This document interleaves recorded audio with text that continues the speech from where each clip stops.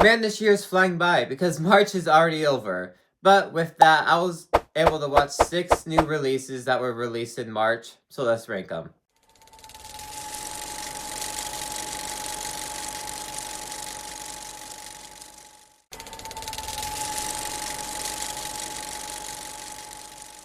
Now, I was hearing from everyone about how bad this movie was, and when I watched it, I was definitely enjoying the first 40 minutes of this movie, and was not seeing why people found it as bad as it was. But I said the first 40 minutes, because after that, I felt like the movie just went completely off the rails, and just went downhill from there.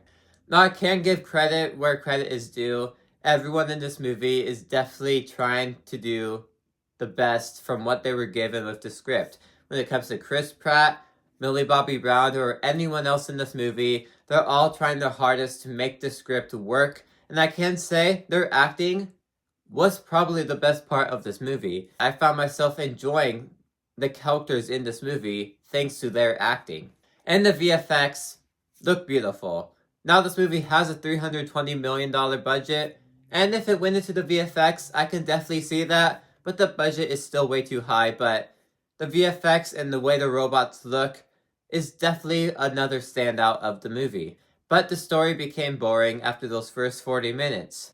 There are enjoyable moments in the movie, but all the bad moments in the movie make you forget about all the good stuff, just from how boring the script got, and by the end of the movie, it felt like the story completely lost what the beginning of the story was. And then by the end, it came off as another Netflix straight-to-streaming movie that the Russo brothers directed.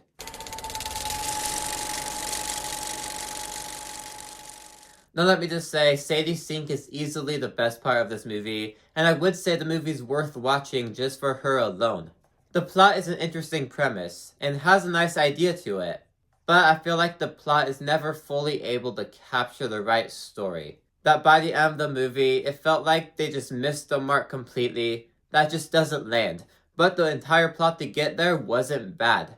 I found myself enjoying most of the plot in here. I wasn't really sold on the romance story, but I was definitely interested in where that story would have gone. Was I invested in the story? No, but I was interested in certain ideas. Now, this movie is a musical in quotes because it's not really a musical. For a musical to be a musical, every song has to be important. I felt like this movie just had songs in here for the sake of having songs in here. It doesn't really feel like the movie needed to be a musical. And I feel like the fact that it was a musical kind of ruined the movie a bit. And that's coming from someone who loves musicals. Now, I feel like the first half of this movie was really interesting. That's when we got the romance. That's when the plot was set up. I really dug the first half. But then, an hour into the movie, that's when I sort of lost interest, and the movie didn't really stick the landing by the end of the movie. That by the time the movie wrapped up, it felt like nothing happened and you kind of wasted your time.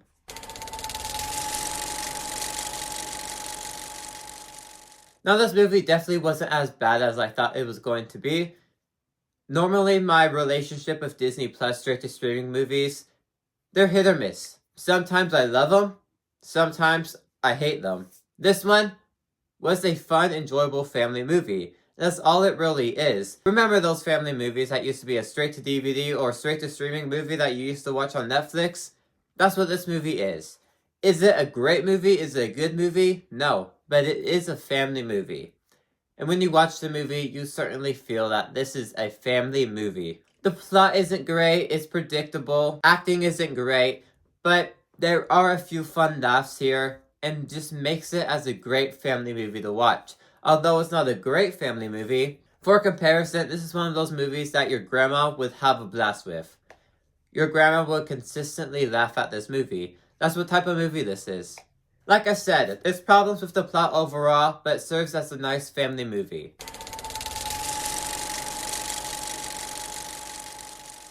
So we all remember the Sandy Cheeks movie, a movie that didn't represent SpongeBob in any way, shape, or form, and kind of was just milking SpongeBob for the sake of milking SpongeBob. Now, the Plankton movie doesn't really follow in suit of that. I feel like the Plankton movie knows what SpongeBob is. It represents its source material. It knows what the source material is, and is able to capture what is great about SpongeBob. It does a way better job at capturing what SpongeBob is. And if you're a SpongeBob fan, I feel like this movie has more to give you than the other bad SpongeBob movies.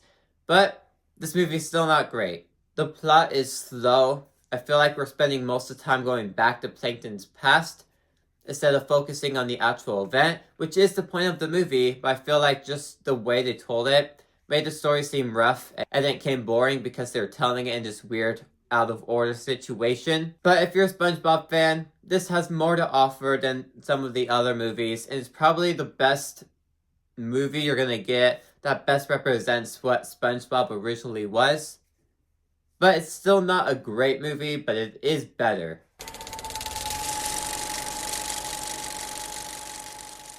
Now meet the new lowest rated movie of all time according to IMDb. Review bombing went extremely crazy for this movie. This movie does not deserve to be the lowest rated movie of all time on IMDb because it's nowhere near that level. Now for me, this movie is about a 6 out of 10. I enjoyed it. It's not bad. It's not the worst thing I ever seen, but it's not great. I enjoyed my time with it though. But people just reviewed bombed this movie that it became the lowest movie of all time on IMDb, where the movie doesn't deserve that at all. It's nowhere near on that level. Rachel Zegler knows how to sing. I feel like she brought her own version to Snow White to screen with her amazing voice as well. It was able to show a new version of the character that we never saw before. And then people were hating on Gal Gadot for her acting. I don't see that in this movie. I feel like she brought her own version to the Evil Queen that fit this version of the story. And this movie fixed a lot of the problems that I had with the original 1937 movie. So there is stuff to like in here, but there's also problems I have in here that stop me from liking it too much, because this movie changed so much of the story up that just doesn't feel like that original film anymore, and it's kind of missing the magic of it that makes that movie such a classic. It's missing all those elements, so we get this. And of course the CGI dwarfs, those are mixed. And the second half of this movie just felt choppy in a way that it just felt like it had to have certain Snow White scenes in this movie because it's a Snow White property. And the story was chopped together by this new story that just doesn't work with the original story. Because they try to combine the two, but it just doesn't work. And by the end of the movie, it felt like this movie was just called Snow White for the sake of having butts and seats, because it's a live-action remake, so you need Snow White in there. But it feels like a completely different movie, and so distant from that original film. But like I said, I did enjoy my time with it, and does not deserve to hate whatsoever.